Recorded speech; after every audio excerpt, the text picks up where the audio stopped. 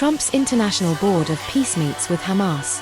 While the currently failing American-Israeli war of aggression towards Iran rages on, President Trump's newly created International Board of Peace has recently held talks with Hamas. The recent talks were centered around post-war plans and reconstruction in Gaza after Israel's 2.5-year-long genocidal war against the Palestinians began.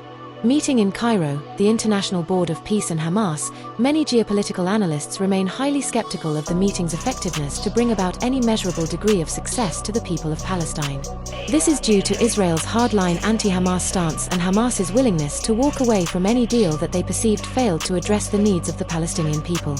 During the meeting, a 20-point peace plan was presented by the Americans, as well as talks about establishing a long-term ceasefire were discussed, but critics and detractors alike are taking the position that the likelihood of a meaningful ceasefire being established is slim to none. The reason for this is because of the historical perpetual pattern of failed ceasefires in the past. Moreover, critics and detractors also believe that if a ceasefire could be reached, it would not only be fragile, but Israel would more than likely violate the ceasefire. Again, this is something that Israel has perpetually done in the past. In fact, just this past Sunday, Israeli killed an estimated 12 people. Just over 600 people have been killed since the previous ceasefire took effect. In total, close to 75,000 Palestinians have been killed. Although the recent talks between the two parties are considered preliminary, the talks did include the component of establishing a reconstruction program.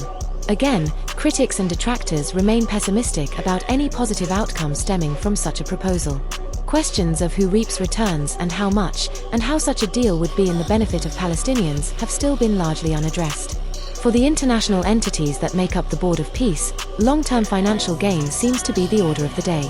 In contrast, for Hamas, the governance, needs, wants, and desires of the Palestinians seem to come first. Another point of tension during the talks was Hamas pushing for the Rafah crossing to reopen, a section of land that connects Gaza to Egypt. This is a critical choke point because with it being closed, it essentially boxes Palestinians in, leaving them with no way to escape Israeli genocide. The Rafah crossing is also a critical conjunction for the delivery of the desperately needed humanitarian aid.